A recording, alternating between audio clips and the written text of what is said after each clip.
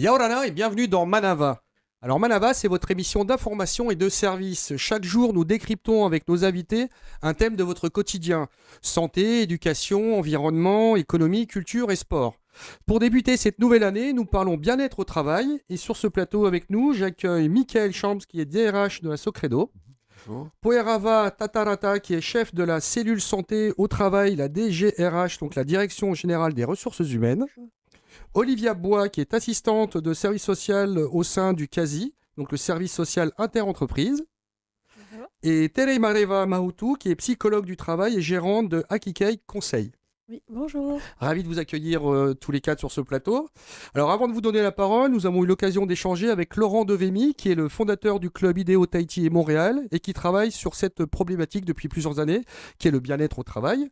Nous lui avons demandé la différence entre le bien-être et entre le bonheur et le bien-être au travail. Alors voici sa réponse et je vous fais réagir ensuite. Tout le monde recherche le bonheur, mais ce que montre la recherche, il y a une espèce de confusion qui se fait aujourd'hui entre quand je suis au travail, je suis pas heureux, je m'épanouis pas, je trouve pas de moment de bonheur. Mais le bonheur est quelque chose qui est très fugace, qui est très personnel. C'est une émotion que l'on ressent personnellement. À la différence du bien-être, ou le bien-être dans un environnement de travail, le bien-être, c'est quelque chose qui est plus large que le bonheur. Le bien-être intègre des dimensions de bonheur, mais si on ne recherche que des moments de bonheur dans une entreprise, on va être inéluctablement extrêmement malheureux parce que les moments de bonheur vont être très très courts. En revanche, le bien-être, c'est quelque chose qui, d'une part, on peut le voir, on peut le quantifier, on peut l'observer. Ça peut toucher la culture organisationnelle, les conditions de travail, le développement professionnel, les modes de reconnaissance au travail, les modes de management. Donc, on a plein d'éléments sur lesquels aujourd'hui, il est important de mettre l'accent sur la logique de bien-être, parce que le bien-être amène l'engagement des collaborateurs plutôt que le bonheur. Première question pour Tere Mareva. Tu vas dans son sens. Est-ce qu'il faut privilégier le bonheur ou le bien-être ? Alors, je rejoins un petit peu ce qu'il partageait quand il disait qu'il y a une forme de confusion entre le bonheur au travail et le bien-être au travail. Julia de Funès l'expliquait assez précisément d'ailleurs. Elle disait que le bonheur au travail doit se gérer dans la sphère privée parce qu'il est difficile de pouvoir le définir déjà en tant qu'individu. Donc, comment le travail peut venir répondre à une question qui est très individuelle. Et effectivement, quand il parle de bien-être au travail, c'est une notion qui est beaucoup plus adaptée du coup par rapport au contexte professionnel parce qu'on peut agir et il évoquait bien sur les conditions de travail, sur les relations au travail et c'est beaucoup aussi en lien avec ce qu'on appelle aussi les risques psychosociaux. Très bien, Michael. Depuis quand la notion de bien-être est entrée en ligne de compte, on va dire, au travail pour les DRH? Comment vous prenez ça Alors, je ne saurais en pas compte? le chiffrer, le dater pardon, exactement, mais c'est une considération de toutes les entreprises depuis un certain temps déjà. Et comme le dit Laurent, il appartient en fait aux entreprises de créer un cadre dans lequel les gens puissent trouver un bien-être, en fait, puissent s'exprimer. Et ça peut se faire de différentes façons, que ce soit d'un point de vue organisationnel, en mettant en place des plages horaires, des conditions de matériel de travail qui permettent aux gens de s'épanouir, ou d'autres façons. Donc, Bon, on va y venir. Poerava, le service public travaille également à bien-être dans ses services? Oui, alors il faut savoir que la cellule santé et sécurité au travail de la DGRH existe depuis seulement 3 ans. Donc parce que justement ces problématiques de bien-être au travail commencent effectivement à émaner des services qui font appel à la DGRH pour intervenir. Donc je pense, juste pour compléter un peu les réactions de mes camarades, disons que je pense que le poste occupé aussi est important. Au-delà des conditions de travail, il faut aussi savoir être à la bonne place, être au poste qui va nous animer, qui va effectivement nous motiver et nous empêcher effectivement d'arriver le matin au travail avec la boule au ventre. Et une fois qu'on sait qu'on a choisi le bon métier, le bon poste, la bonne fonction, on pourra effectivement un peu travailler sur toutes les notions de conditions de travail, horaires de travail, etc. Est-ce qu'on va avoir la même approche dans le privé, Olivia? Dans le privé, dans les entreprises Oui. privées, oui, enfin, le bien-être, comment elles fonctionnent les entreprises, c'est dans leur politique sociale, elles vont rentrer dans une démarche d'amélioration qu'on appelle amélioration de la qualité de vie et des conditions de travail. Et dans ce sens, ça se regroupe avec le but, c'est le bien-être L'approche et la sera la même. performance. Ouais. Les patrons, on va dire les personnes qui dirigent, alors on va prendre sur le côté public, on va dire les chefs de service et ainsi de suite, sont alertés sur ce genre de choses et se tournent vers vous? Oui, oui, parce que tout simplement, une fois que les agents ne sont plus motivés sur le poste de travail, qu'ils se sentent malheureux aussi sur le poste de travail, ils se mettent en arrêt de travail. Donc, et pour certains services, ils se retrouvent en manque d'effectifs et donc le service ne fonctionne plus correctement. Donc à ce moment-là, oui, effectivement, les chefs de service viennent vers nous pour nous aider un petit peu à trouver une solution pour rebooster un petit peu le personnel. Alors on écoute à nouveau Laurent et son analyse sur l'enjeu que le bien-être représente. Tout le monde est d'accord pour créer du bien-être parce qu'on le sait, on le voit les conséquences. Dans les entreprises dans lesquelles les collaborateurs sont heureux et épanouis, eh ben, il y a 30% de productivité en plus, il y a jusqu'à 300% d'innovation en plus, il y a des logiques derrière d'engagement de la part des personnes. Le problème qu'on a aujourd'hui, c'est que on sait à quoi on peut aboutir, mais la réalité, c'est que 85% des collaborateurs dans le monde sont entre eux désengagés ou activement désengagés. Donc ça veut dire on est dans des situations, je dis pas d'échec, mais en tout cas, il y a encore beaucoup de travail à améliorer et à faire pour faire en sorte que le bien-être soit effectivement une des priorités. Ça devrait être une des priorités des directions générales des entreprises. Si on veut derrière atteindre ces objectifs, si on veut travailler en termes de productivité, si on veut retenir ses collaborateurs, si on veut attirer les meilleurs, il faut effectivement travailler sur la notion de bien-être au travail parce que c'est un élément qui est absolument fondamental. Donc Michael, c'est que bien-être égale performance et que vous misez aussi dessus, par exemple. Oui, complètement. En fait, il y a un lien étroit entre les deux, notamment puisque les personnes qui sont bien au travail se donnent davantage, sont plus engagées, sont plus productives, sont plus créatrices. Donc, il appartient en fait à l'entreprise de créer les conditions idoines pour que les gens puissent s'exprimer, en tout cas, et se sentir bien. Il nous donne un chiffre qui est assez impressionnant. 85% des personnes ne seraient pas bien au sein de leur travail. Oui, alors je ne pourrais pas le confirmer. Ce qui est certain, On l'air en une tout grande cas, majorité alors, oui. ce qui est certain en tout cas aujourd'hui, c'est qu'on s'attache à mesurer ou en tout cas régulièrement avoir cette espèce de jauge de l'état de bien-être des collaborateurs au sein de l'entreprise pour, le cas échéant, mettre des mesures en place pour y pallier justement. Quel Oui. type si tu peux donner des exemples Alors, concrets. très concrètement, hein, je parlais un peu en amont de la possibilité de s'adapter en fait aux contraintes des mamans, notamment des collaboratrices qui ont des devoirs, d'amener les enfants à l'école, les récupérer plus tôt, etc. Donc, c'est la mise en place d'horaires flexibles et adaptés pour ça. Par rapport à nos collaborateurs qui viennent de loin, notamment de la presqu'île, nous, on a mis en place en fait, le travail déporté avec un local dédié duquel ils peuvent travailler. Donc, ceux qui venaient de Taravao en fait, et qui partaient aux aurores, aujourd'hui peuvent travailler directement sur place et donc plus avoir ce nombre d'heures de transport. Et puis après, de façon plus concrète, ça se traduit aussi à travers des formations adaptées pour les managers, pour leur permettre d'être plus à l'écoute, de répondre aux problématiques de RPS notamment qu'on peut rencontrer. Hein. C'est quelque chose qu'il faut savoir en fait traiter, qu'il faut Alors, savoir RPS. identifier. Oui. Les risques psychosociaux, pardon. Voilà, oui. Parce que je suis en Ouais. train de chercher RPS, j'attends Ouais. qu'on l'explique. Ça a été, donc c'est identifié. Alors justement, Télémareva, quand est-ce que tu interviens et qui te sollicite? Alors moi, je suis indépendante, je suis à mon compte et je peux être sollicitée en fait par n'importe quelle entreprise, aussi bien publique que privée. Les demandes sont très aléatoires, ça se fait beaucoup en fait par le bouche à oreille et ça peut être varié parce que j'interviens sur les 3 niveaux de prévention de la santé au travail. Donc ça va dépendre vraiment du besoin de sur lequel l'entreprise. Alors le premier niveau primaire, enfin la prévention primaire, c'est celle où on va identifier les facteurs de risque, ce qui va permettre de mettre en place des actions qui permettraient soit de réduire les facteurs de risque, soit de le supprimer. Ça veut dire que, par exemple, tu vas au sein de l'entreprise ou tu peux donner un exemple même concret sur un... Oui, je peux arriver en entreprise. Alors aujourd'hui, on parle beaucoup d'audit RPS ou d'audit QVT. Là, on va faire un état des lieux. QVT, qualité de vie au travail. Voilà, merci. On va faire un état des lieux, en fait, sur vraiment les situations de risque, les facteurs de risque qui peuvent engendrer des complications au niveau de la santé, en fait, du collaborateur. Et il va y avoir la prévention secondaire, où là, on va être plutôt dans donner les moyens d'eux. Alors, justement, Michael parlait de formation. Donc là, on va être beaucoup sur des formations à destination des managers. On peut être aussi sur des formations de sensibilisation.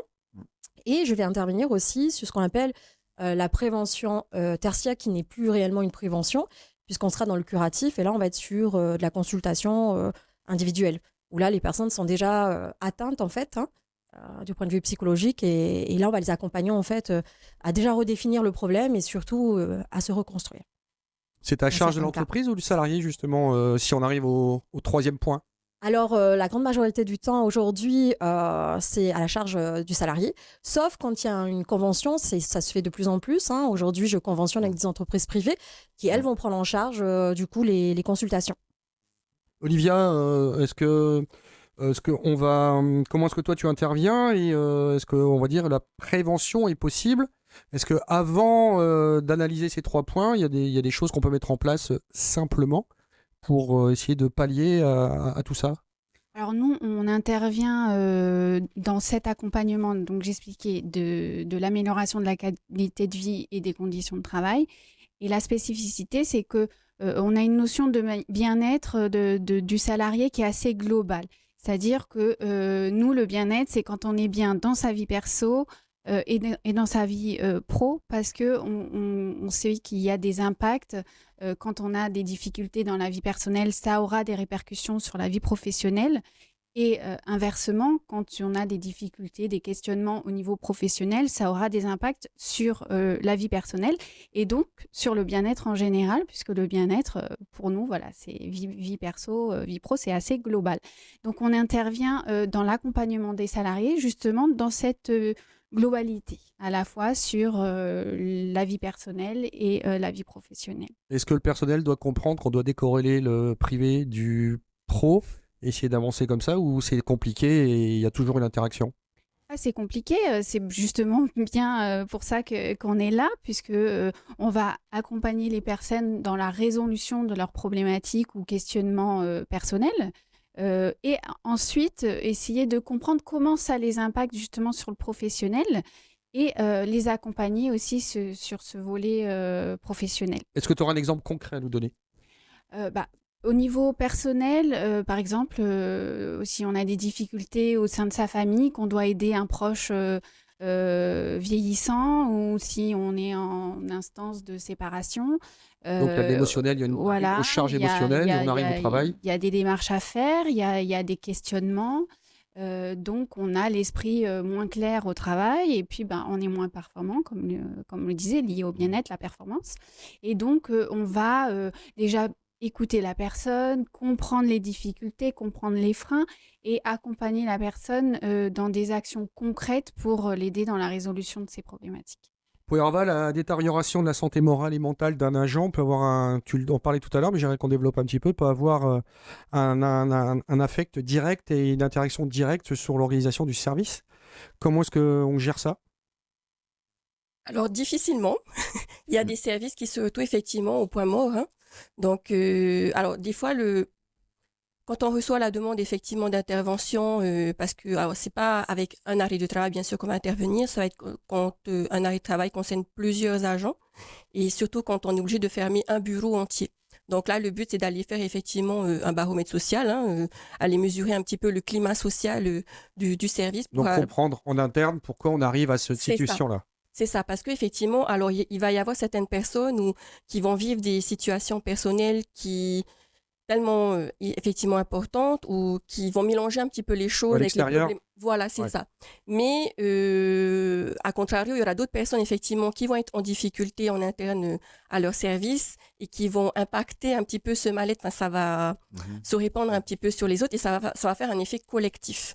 Donc nous, on va essayer à ce moment-là de déterminer si c'est une action collective ou individuelle qu'il faut faire. Donc il faut savoir que la cellule sécurité au travail est composée de 2 psychologues du travail.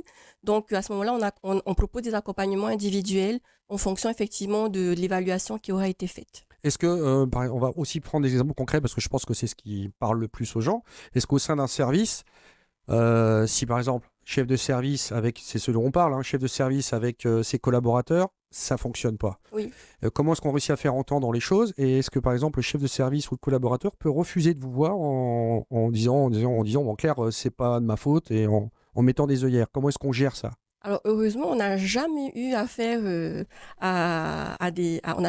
face à des refus. Non, parce que justement la DGRH est considérée comme un interlocuteur privilégié justement pour ces problématiques-là. Donc tout dépend en fait de qui vient la demande, si ça vient de l'agent lui-même ou du chef de service ou du médecin du travail aussi ou d'une tierce personne. Tout le monde peut nous signaler la situation et à ce moment-là, on va avoir un rôle de médiateur. On va d'abord prendre à part chaque personne concernée pour mieux comprendre un peu la manière de voir la situation de chacun et d'opposer un petit peu les points de vue de chacun. Donc, parfois, ça va être des problèmes d'organisation. Donc, on va conseiller le chef de service sur l'organisation.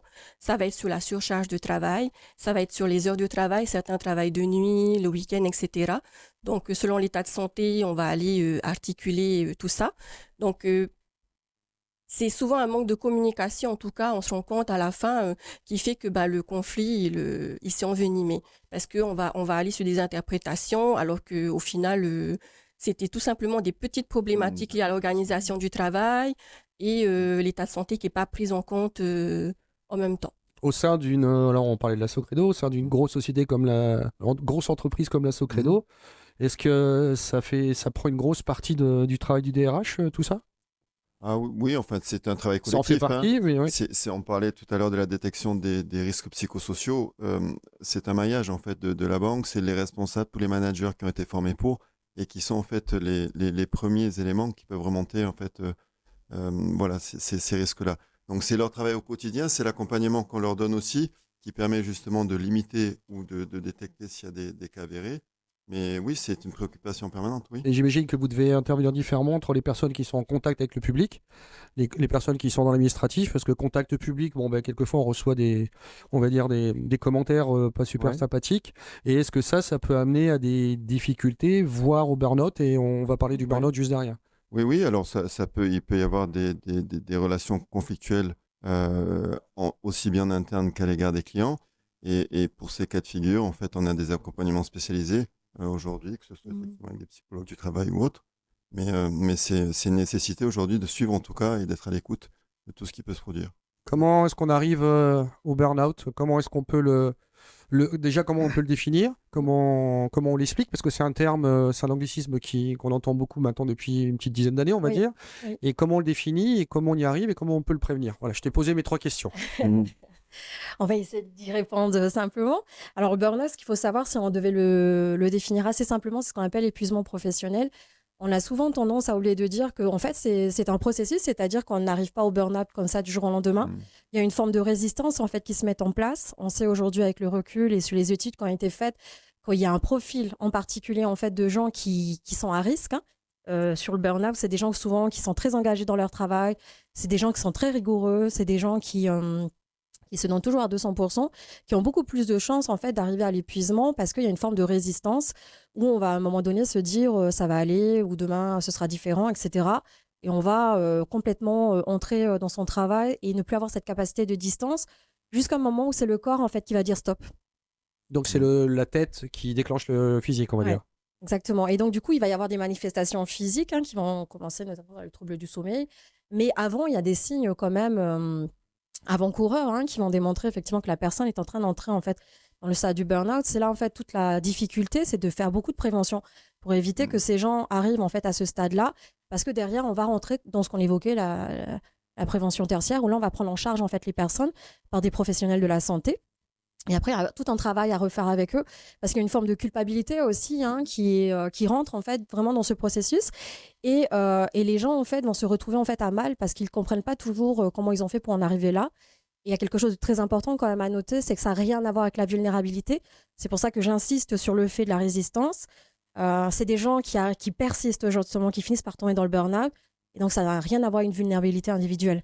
Comme on a tendance, il y a quelques années, à entendre, où on disait que c'était le collaborateur qui était incapable de s'adapter ou qui avait des problèmes personnels. Non, aujourd'hui, on sait très bien que c'est des gens qui sont très engagés dans leur travail, qui finissent du coup par tomber en burn-out, en épuisement professionnel. Et c'est le corps qui dit stop. Est-ce que vous avez des veilles particulières sur on va dire, ce phénomène qui est le burn-out? Alors, effectivement, nous, l'administration, c'est quand même 51 services et 13 établissements publics administratifs répartis sur tout le territoire de la Polynésie française. Ça représente à peu près 9000 agents. Donc, le projet phare de 2024, c'est justement de faire le baromètre social au sein de l'administration, donc évaluer le climat social de chaque entité administrative afin de monter un peu une stratégie d'intervention et de prévention des risques psychosociaux. Ce qui est intéressant, c'est pour aller dans ce que tu expliquais tout à l'heure, c'est pour faire comprendre aux personnes qui nous regardent, c'est que si vous êtes capable de déceler ça, vous serez capable de déceler des arrêts potentiels et donc d'éviter que des services entiers soient fermés ou ralentis. Tout à fait, parce que la difficulté justement, c'est que on est partout et Oui. on est peu nombreux pour s'occuper de tout le monde. Donc là, le but, effectivement, c'est de faire une évaluation à grande échelle pour savoir où intervenir en priorité et prévenir plutôt que toujours d'agir, puisque aujourd'hui, on agit vraiment à chaud là pour l'instant. Ouais, donc la prévention va être vraiment utile. Olivia, est-ce Oui. que dans les entreprises dans lesquelles tu interviens, le burn-out est on va dire fréquent, ou est-ce que tu as vu avec l'expérience un taux de personnes atteintes de burn-out augmenter? J'ai pas encore assez cette expérience, ce recul. Euh, c'est une Vous y êtes attentif, tend- j'imagine. c'est quelque chose qui peut augmenter effectivement par rapport à un conflit intérieur entre les personnes, comme tu disais, très engagées et aussi des fonctionnements d'entreprise qui ont du mal à se mettre en lien. Et c'est là où on intervient aussi. On essaye de prévenir déjà en recevant les personnes, qui puissent parler des difficultés, qu'on puisse analyser un petit peu, les replacer acteurs dans ce fonctionnement-là, qu'on puisse aussi questionner leur propre fonctionnement, le fonctionnement d'entreprise également, et arriver à refaire le lien, mobiliser tous les acteurs de l'entreprise, santé, sécurité, psychologues, DRH, médecine du travail, pour que la situation puisse se mettre en mouvement, que la situation puisse être connue et qu'on puisse aller vers une amélioration du bien-être. Donc, ça va être une forme de prévention. Donc, le burn-out, oui, ça arrive avec le stress, avec les charges de travail, avec des difficultés d'organisation, avec les tensions économiques aussi. Voilà, il Bien y a sûr. plusieurs enjeux qui se mélangent et qui font qu'on arrive sur des cas de burn-out. Un cas concret, parce que dans l'administration, vous avez, ou dans les grosses sociétés, vous avez, les chefs de service vont suivre vos directives, mais si on prend une petite entreprise où on a un directeur ou un propriétaire ou une propriétaire, homme-femme, avec une vision, on va dire, un peu fermée et que son personnel est en burn-out, comment est-ce qu'on leur fait entendre ça? Alors après, ça va dépendre. Moi, la plupart du temps, quand je suis interpellée, c'est pas toujours par l'entreprise. Donc quand j'accompagne, par exemple, un salarié qui vient de son propre chef ou qui a été orienté, par exemple, par la médecine du travail, je n'ai pas de lien avec l'entreprise. Donc je ne peux pas, en fait, renvoyer des recommandations parce que déjà, j'ai pas le lien avec l'entreprise, et deuxièmement, parce qu'on est soumis à la confidentialité des échanges. Donc ça veut dire qu'il faut que la personne soit d'accord aussi qu'il y ait une remontée d'informations. Donc comme c'est sur le plan individuel, on va agir en fait avec l'individu, et tu le disais très clairement, et ça c'est vraiment très intéressant. Il faut les rendre acteurs en fait de leur situation de travail, les sortir aussi de cette position de victime, parce que tant qu'on est victime, on n'agit pas, et on est justement dans l'attente en fait d'une action extérieure. Donc on a plus de chances quand même d'être déçu.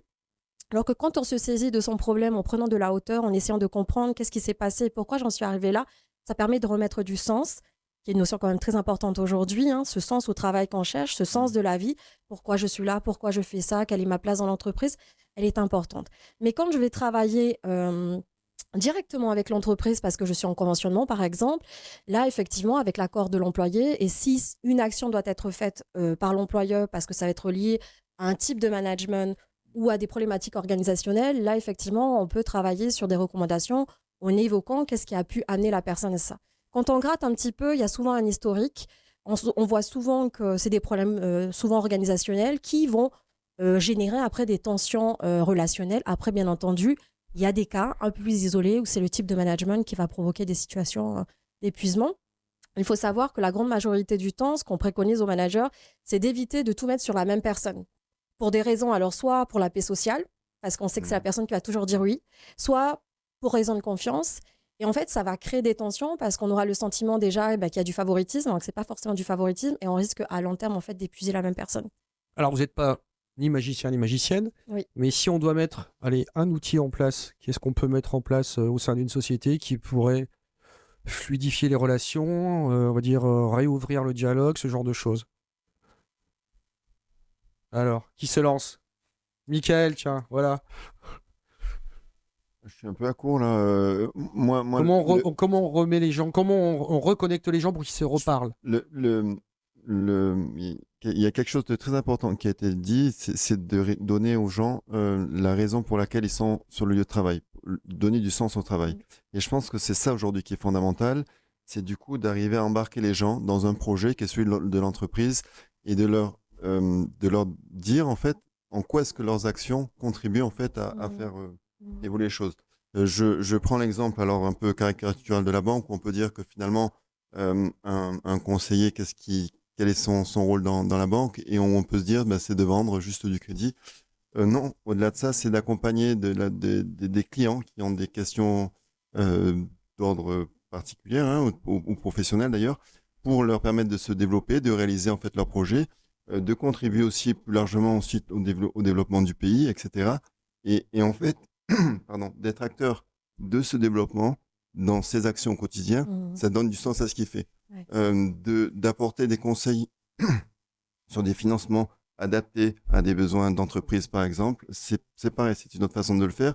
Et donc, ces personnes qui vont au travail en sachant qu'elles vont apporter quelque chose de plus, qu'elles vont permettre à des gens de grandir, au pays de se développer, etc., c'est quelque chose de très satisfaisant en soi. Écoutez, en tout cas, en cas de mal-être, vous voyez que vous pouvez vous tourner vers les services internes qui sont formés pour ça et qui vont pouvoir vous aider à vous entendre et à trouver la solution. Merci d'avoir répondu à mes questions. Vous pourrez retrouver cette émission en replay sur le site de TEN TV. À suivre le VA. On se retrouve demain à 17h15. Bonne soirée sur TEN TV.